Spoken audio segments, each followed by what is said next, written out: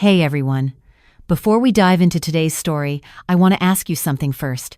Where in Canada are you watching from tonight? Drop your province or city in the comments. I read every single one. And honestly, seeing where you all are watching from never gets old. And if you believe that people who throw others away eventually answer for it, make sure you've hit that subscribe button. What you're about to hear is something I never thought I'd be sharing with anyone.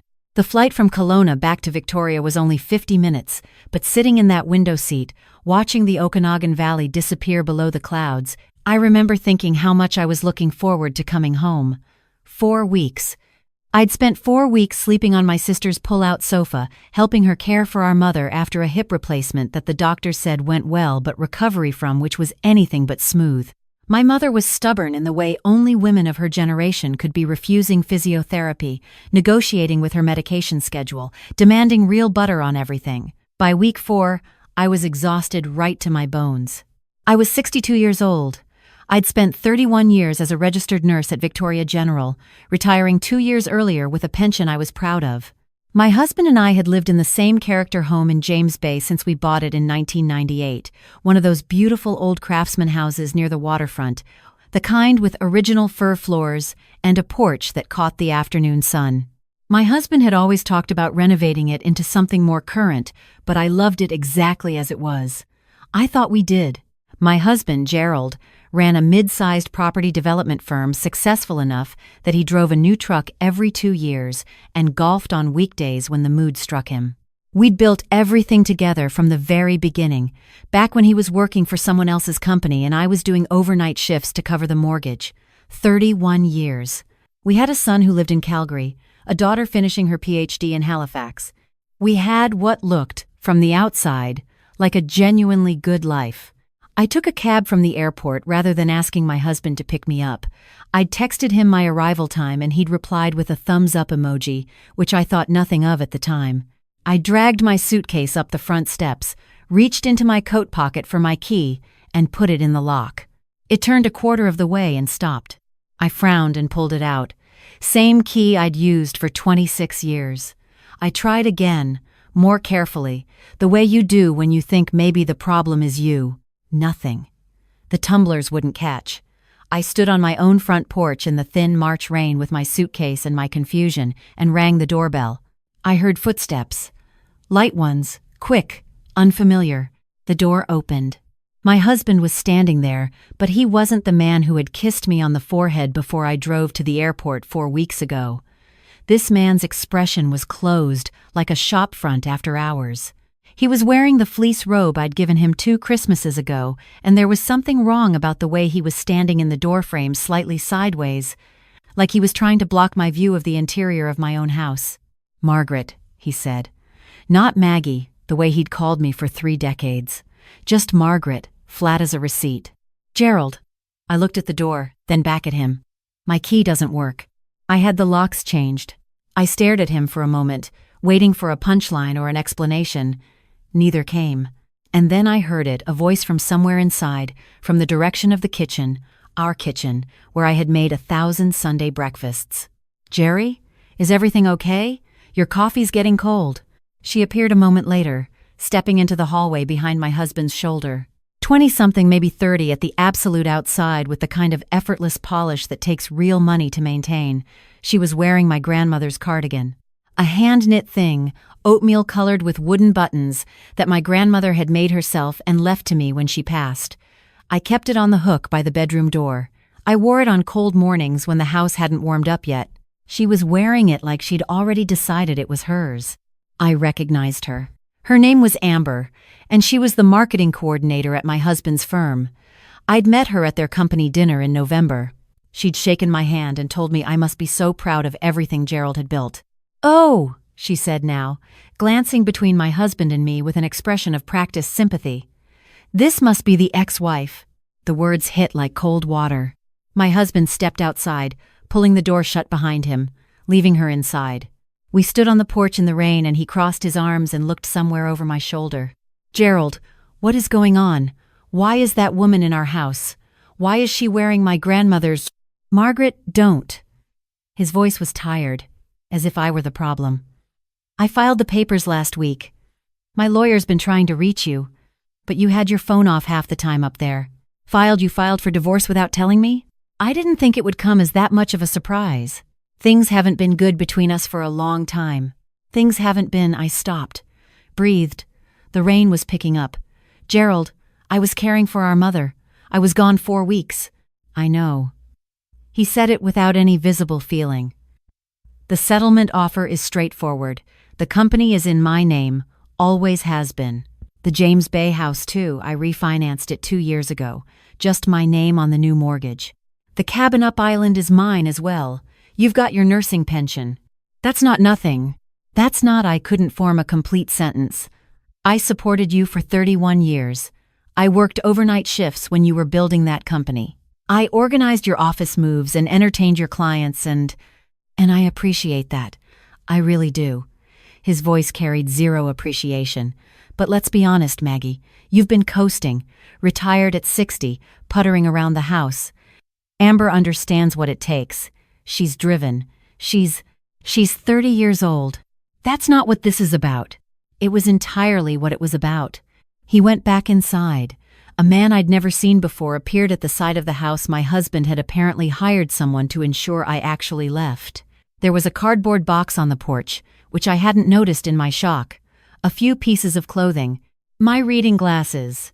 A photo from our son's wedding. The rest of my things, my husband informed me through the door, would be available for collection once the legal process had run its course. I put the box in the cab I called from the curb. I told the driver to take me to the inner harbor. I didn't know where else to say. Victoria in March is quietly beautiful and absolutely merciless if you have nowhere to be. The cherry blossoms were just beginning along the pathways near the Empress, and tourists were photographing something I'd stopped seeing years ago. I walked along the water with my coat pulled tight, the cardboard box tucked under one arm, and tried to understand what was happening to my life. My daughter was in Halifax in the final stretch before her dissertation defense. I couldn't call her with this, not now. My son was in Calgary with a newborn. My sister had just hosted me for 4 weeks and was running on empty. I had no one I was willing to collapse in front of. I sat on a bench facing the harbor and opened my wallet, $412 in cash.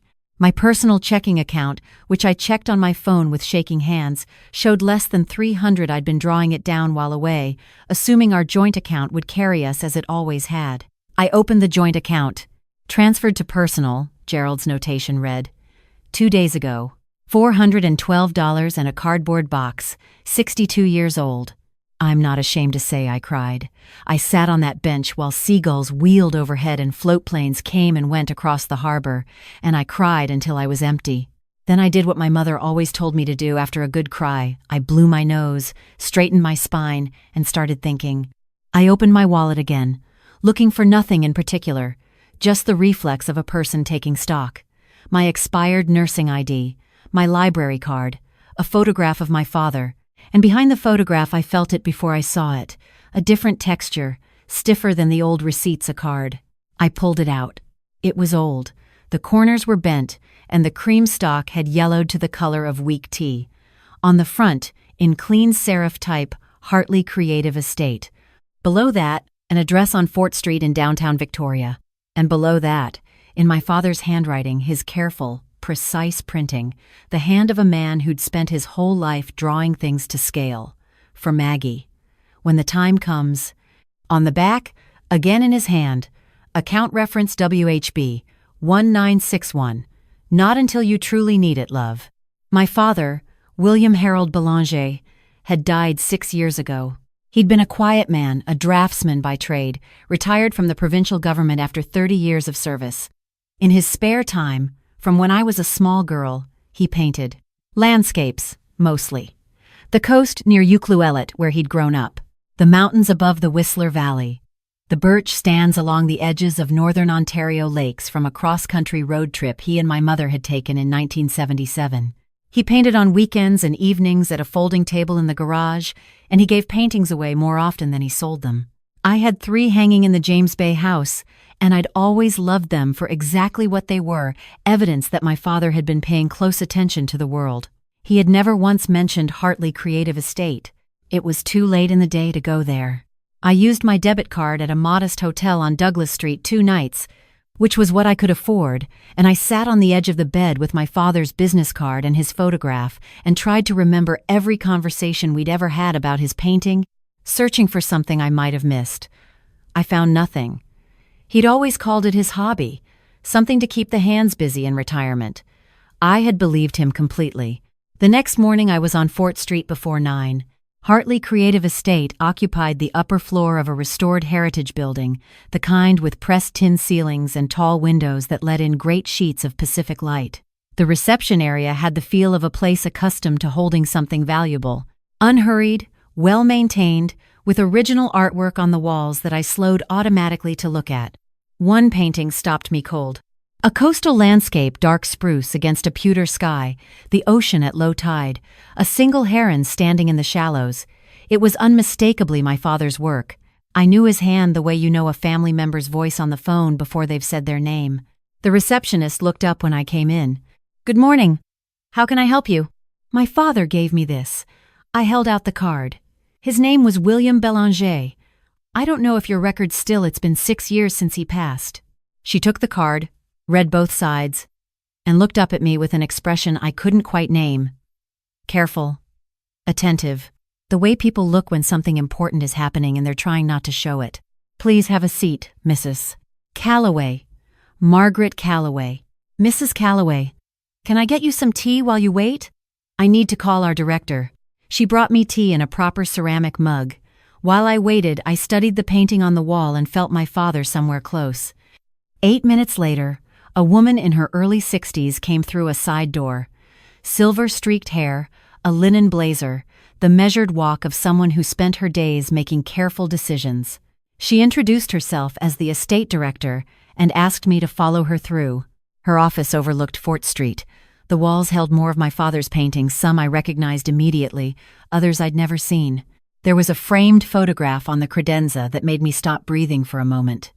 My father, perhaps 20 years younger, standing in front of an easel, squinting into the sun and laughing. He looked exactly like himself. She saw me looking. "Your father and our founder were close friends for many years," she said. "William was one of the first artists to register his catalog with us back in the early 90s. Please sit down." I sat. "Mrs. Calloway, I need to confirm a few things before we proceed. Are you William Belanger's sole heir with respect to his creative estate?" "Yes. My mother is still living, but she signed everything over to me when my father died. There were no other children." She nodded and opened a file on her desk. "Identification, please." I gave her my driver's license. She typed, read, typed again, looked at me, then back at her screen. "I need to explain something to you," she said. "Your father was not simply a hobbyist. He was a prolific artist who made a deliberate and sustained choice to live quietly, despite the commercial value of his work. Over his career, he produced more than 400 original works. He registered copyright on every single one. He also granted reproduction licenses very selectively to publishers, to hospitality companies, to corporate clients who displayed his images in their facilities." I heard the words, but my brain was receiving them in slow motion. Those licenses generate ongoing royalties, reproduction fees, licensing revenue. Since his passing, those revenues have been accumulating in a trust, with minimal administration costs drawn annually. She turned her monitor toward me. I saw columns of numbers, years running from 2018 to the present. Your father's estate, his copyright catalog, the outstanding licensing revenue, and the appraised value of original works held in storage here totals. As of last month's valuation, she paused and looked at me steadily, approximately $3.8 million. With ongoing annual royalty income projected between $90,000 and $140,000, continuing for the full life of copyright. I looked at the number on the screen. I looked at the painting behind her head. I looked at my hands. "My father lived in a 2-bedroom condo in Saanich," I said. "Yes, he did." There was something in her voice that sounded almost like fondness. "He told me once that he'd watched too many people confuse having money with being wealthy. He wanted to leave you something real, something that couldn't be spent thoughtlessly or taken by the wrong person." She slid an envelope across the desk. "My name on the front. in my father's printing. He left instructions that this was only to be opened when the trust was accessed.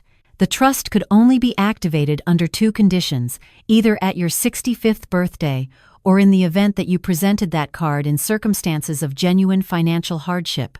She folded her hands. I don't ask for details, but I do need to ask, are you in a difficult position right now? I thought about the hotel on Douglas Street, the $400, the locks changed on my own front door, the cardboard box in the corner. Yes, I said, I am. She placed a box of tissues on the desk, which I didn't use until she'd stepped out to give me privacy with the letter. My dearest Maggie, my father had written, in his careful hand. If you're reading this, something has gone wrong enough that you needed to find your way here. I'm sorry I'm not there in person. I hope you know I would be, if I could. You've spent your whole life thinking your father was a man of modest means and modest ambitions. That's partly true. I never wanted fame or wealth for their own sake. What I wanted was to make things that would last, images that would still mean something after I was gone, the way the paintings I grew up with in my own parents' house meant something to me. What I didn't tell you is that eventually the world agreed with me. I watched what sudden money did to people I knew, and I didn't want that for you.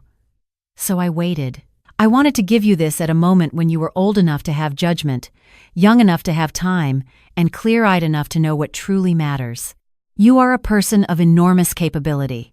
You have spent your whole life caring for others, your patients, your children, your mother. That is a beautiful way to live. But I want you to know that you are allowed to build something for yourself now. Something that reflects who you actually are, not just who you've been in service of. Don't be angry at the world for what happened. Use the energy for something better. All my love, always. Dad. I read it 4 times. By the 4th time, I wasn't crying anymore. I was thinking. The estate director connected me with a lawyer she trusted, a woman named Christine Park, whose firm specialized in intellectual property and estates. Christine had close-cropped hair, quick eyes, and the unhurried confidence of someone who had never once doubted her own competence. We met the following morning. Tell me everything about your husband's business, she said. No preamble. I liked her immediately. I told her about my husband's development firm, the residential projects, the boutique hotel he'd opened in the Cowichan Valley 3 years ago, the show homes he used to attract buyers to new builds across Vancouver Island. Christine listened, asked me twice to slow down and give more detail, then opened her laptop and typed for several minutes. The Cowichan Hotel, she said. Do you know what artwork they have in the guest rooms and common areas? I thought about the one time I'd visited after the opening. My husband had been proud of the decor local landscapes, he'd said, chosen by his interior designer to give the place a sense of place. Something shifted in my chest. I think, I said carefully, some of those might be prints of my father's work. Christine nodded slowly, unsurprised. The Hartley estate keeps a full licensing database. If your father's reproductions are being displayed in commercial spaces without a current license, that's an infringement issue under the Copyright Act. Statutory damages in Canada can be significant, and in a commercial hotel, with multiple rooms and common spaces over multiple years, she let the arithmetic sit between us. My husband doesn't have a current license, I said. It wasn't a question anymore. According to the records I was just sent, a license was issued to his hospitality company in 2019 and never renewed. The prints currently in use at the hotel were manufactured under that expired license. She looked at me over her reading glasses. Your husband has been displaying your father's work without authorization for approximately 2 years. Additional unlicensed prints have been identified as staging decor in 4 of his current show homes. I sat with that for a long moment. He told me I came into our marriage with nothing and I'd leave with nothing, I said. Christine closed her laptop. Let's talk about strategy, she said. The next 3 weeks were quietly extraordinary. The estate's audit team confirmed 16 of my father's landscape images in use at the Cowichan Hotel and guest rooms, the dining room, the lobby, and the spa corridor. The total claimed damages, conservatively assessed, came to just under $400,000.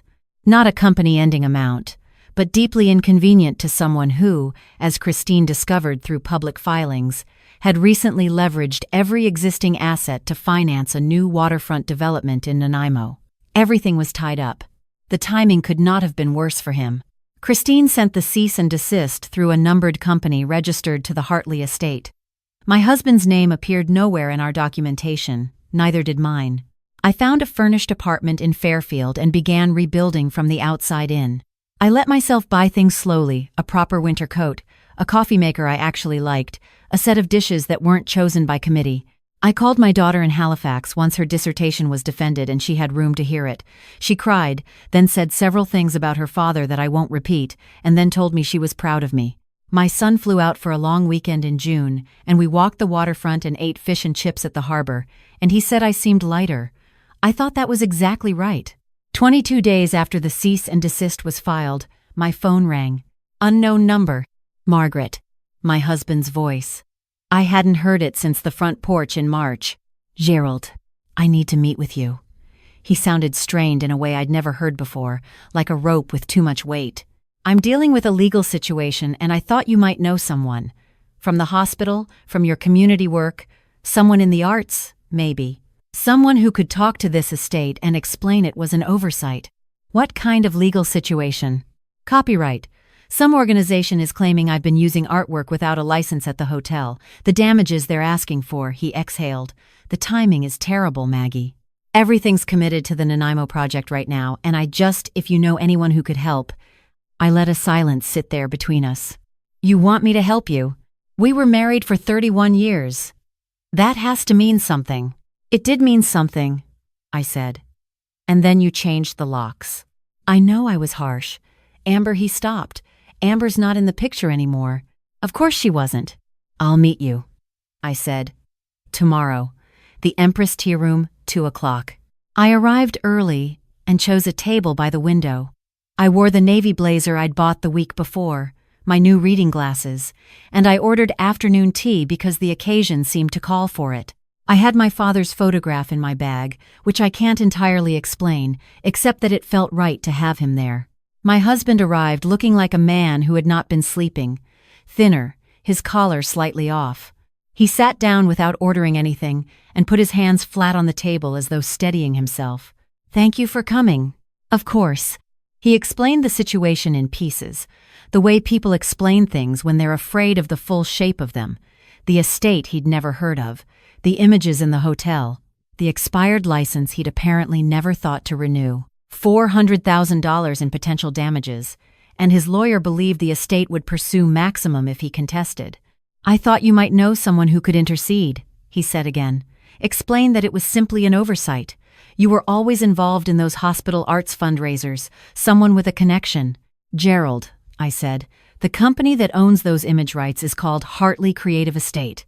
He looked blank. My father's painting catalog is managed through that estate. He registered it in 1991 and built it quietly for 30 years without ever telling a soul. When he died, he left everything to me in a trust. That trust activated 6 weeks ago when I walked into their office on Fort Street with $400 and his old business card. My husband went the specific color of someone whose body is processing information faster than his face can manage. The numbered company that sent you the cease and desist, I continued, is acting on behalf of my estate. I am the one suing you, Gerald. He opened his mouth, closed it.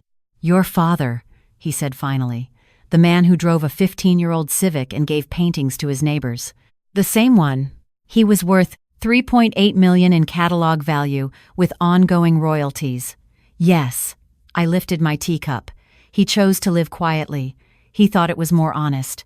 My husband leaned back slowly and looked at the ceiling of the Empress Tea Room with the expression of a man watching 30 years rearrange themselves into a different shape entirely.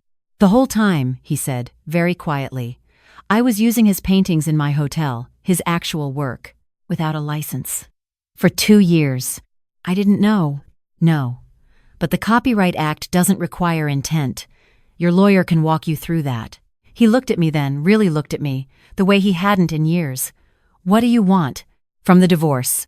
What I'm legally entitled to from a 31-year marriage. My proper share of the matrimonial property. Accurately calculated. Christine Park will send your lawyer the revised terms. I set down my cup. From the copyright matter. A full licensing settlement. Properly documented. If you cooperate with both, Christine will recommend against pursuing maximum damages. You'll keep enough to proceed with the Nanaimo project, if you still want to. And if I don't cooperate? Then Christine pursues maximum statutory damages on every unlicensed image in every property, including the show homes. But I don't want to destroy you, Gerald. I want what's fair. Those are different things. He was quiet for a long time. Outside the window, the harbor moved in its unhurried way, boats and tourists, and the ordinary life of the city carrying on. Your father never liked me much, he said at last. Not with bitterness, exactly, with a kind of tired accuracy. He was a good judge of character, I said. He just kept it to himself. I walked out into the spring afternoon, the cherry blossoms fully open, the air soft off the water, and I felt for the first time in months, possibly in years, like myself. Not someone's wife. Not someone's disappointment. Just myself, walking along the harbor in a city I had always loved. My husband signed the revised divorce agreement 5 weeks later. I received a proper settlement drawn from the matrimonial assets and the James Bay house, which I sold without ceremony or sentiment. The copyright matter settled at $280,000, paid from a refinancing of the hotel. Amber, I heard through my daughter's network, had taken a position with a firm in Vancouver. My son flew out in June and we ate fish and chips at the harbor, and he said I seemed like a different person. Lighter was the word he used. What I'm proudest of has nothing to do with the money. My father had painted the coast of Vancouver Island and the interior and the north for 40 years because he loved it and because he believed the land deserved to be seen clearly and honestly. Several of his most significant landscapes depicted waterways and territories of deep cultural importance to First Nations communities along the coast. Through the estate records, I discovered that he had quietly donated reproduction rights on several of these works directly to the nations whose territories they depicted, declining the licensing revenue on those pieces entirely, without ever mentioning it to anyone. I wanted to honor that. With Christine's guidance and the advice of a cultural liaison connected to the University of Victoria, I established the Belanger Art Fund, a small foundation supporting Indigenous youth in arts education across BC. Free workshops, quality materials, mentorship from working artists, summer programs in rural communities where access to any of these things was otherwise limited. We partnered with 2 school districts in the first year and had a waiting list for the second. The opening event was held at a community center in Souk on a Saturday in October when the maples were at their peak. 23 young people between the ages of 9 and 16, with proper supplies, good paper, quality paints, brushes that didn't fall apart on the first use. 4 working artists had volunteered their time, including one man who had known my father personally and told me, before the morning began, that he'd been waiting 30 years for someone to do something like this. I watched a 12-year-old girl named Rosalie stand in front of a blank canvas for a very long time, completely still, looking at it, and then she began. I thought about my father at his folding table in the garage, painting by lamplight while the house was quiet. All those years of paying attention, all those small, unhurried, deliberate decisions that I'd never thought to ask about. The estate director was there. She stood beside me near the back of the room, watching the kids work. He would have loved this, she said. I think he planned for it, I said. I think that's exactly what he was working toward. She smiled. The last time I spoke with your father a few months before he died, he said something I've never forgotten. He said, I'm not leaving my daughter money, I'm leaving her options. I looked around the room. The mess of color. The complete absorption on 23 young faces who had no idea yet what they were capable of. He was right, I said. That's exactly what it was. One of the volunteer artists that day was a man named Peter, a retired art teacher with a good laugh and permanently paint-stained fingers. We talked for a long time after the families had gone, about teaching and about my father's work, and about what it means to make something that outlasts you. He called 2 days later to ask if I'd like to have coffee and continue the conversation. I said yes. That was 7 months ago. We've had a lot of conversations since then. He listens the way my father listened completely, without waiting for his turn to speak. It is a genuinely rare quality, and I do not take it for granted. I'm telling you all of this from my apartment in Fairfield, which has good west-facing windows and a wall where I've hung 2 of my father's paintings, the ones that were never in that James Bay house to begin with, pulled from the estate's storage, finally where they belong. Every morning I make coffee and I look at the coast my father loved enough to spend 40 years documenting, and I think about what it means to be left options instead of answers. That's my story. From a cardboard box on a rainy porch to building something my father would have recognized immediately as his. If you're in the middle of something that feels unsurvivable right now, I want you to hear this. The people who dismiss you are sometimes sitting on the very thing that will become your foundation.